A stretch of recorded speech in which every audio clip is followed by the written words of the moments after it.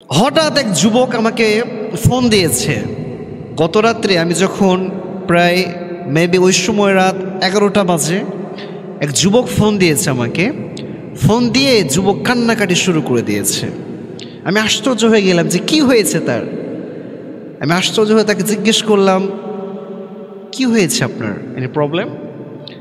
সে বলছে, হুজুর আমার কোনো সমস্যা নাই, বাট আপনার কিছু লেকচার শুনেছি আমি, আমার ভালো লেগেছে, এই জন্য আজকে আমি আপনাকে ফোন দিয়েছি।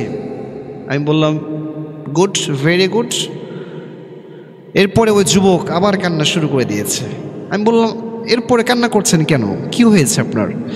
ওই যুবক বলছে, হুজুর আমার বাড়ি হচ্ছে খুলনা, আমি জীবনে এমন কোনো পাপ নাই যে পাপ কাজটা করি নাই।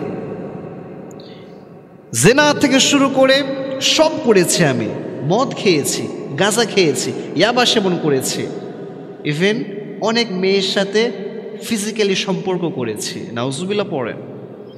তো সে কাঁদতে কাঁদতে আমাকে বলছে, হুজুর আমি যে এতগুলো গুনাহ করেছি, আমার কি এই গুনাহের কোনো ক্ষমা নাই?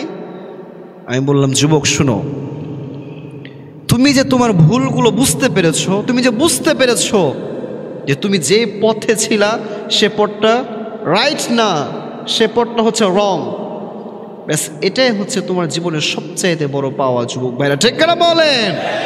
সে যে বুঝতে পেরেছে যে আমি যে পথে আছি এ পথটা সঠিক নয়, আমি সঠিক পথে ফিরে আসতে চাই, এই বোঝাটাই তো হচ্ছে তার জীবনের সবচাইতে বড় একটা তার সফলতার কারণ। প্রিয় ভাইরা ঠিক কেন বলেন?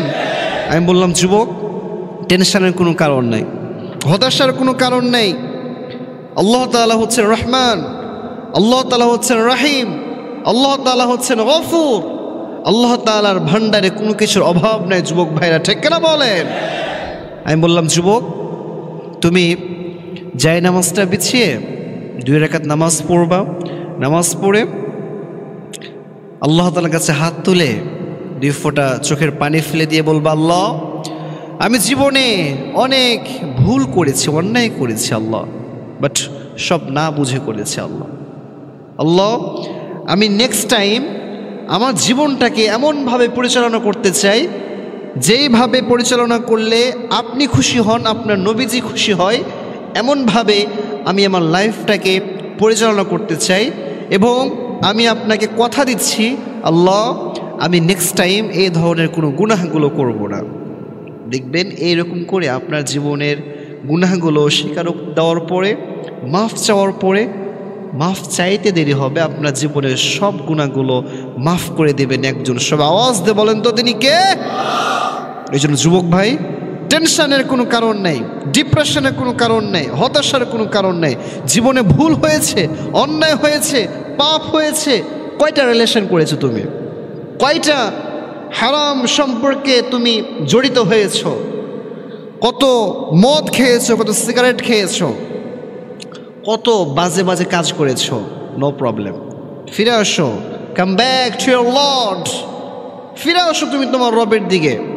যদি কোনো বান্দা আল্লাহ তাআলার দিকে ফিরে আসে, আল্লাহ তাআলা ওই বান্দার জীবনের সব গুনাহগুলো মাফ করে দেয়। সুবহানাল্লাহ পড়েন। এই জন্য প্রিয় ভাইরা আমি একটা কথা আজকে বলবো, এবং ওই যুবকের কথা আজকে বলার একটা কারণ, সেটা হচ্ছে দেখেন ওই যুবক বুঝতে পেরেছে যে আমি এতদিন ধরে যে পথে ছিলাম ইটস রং, এটা ভুল, সে বুঝতে পেরেছে। আমি এই কথাটা আপনাদেরকে এই জন্যই বললাম যে হাজার হাজার যুবক আছে যারা আজকে আল্লাহ তাআলাকে ভুলে গিয়ে ভুল পথে হাঁটছে তারা। আমি সবাইকে একটাই কথাই বলবো যে এইভাবে প্রত্যেকটা যুবক যদি তার নিজের ভুল বুঝতে পারে, দেখা যাবে ওই যুবকগুলো হবে আগামী দিনের এই বাংলাদেশের ভবিষ্যৎ। প্রিয় ভাইরা ঠিক কেন বলেন? এবং যে যুবক আল্লাহ তাআলাকে ভয় করবে, যে যুবক তার নিজের ভিতর আল্লাহ তাআলার ভয়কে ডেভেলপ করবে, দেখবেন ওই যুবকের মাধ্যমে কখনো কোনো হারাম কাজ সংঘটিত হওয়ার সম্ভাবনা নাই। প্রিয় ভাইরা ঠিক কেন বলেন?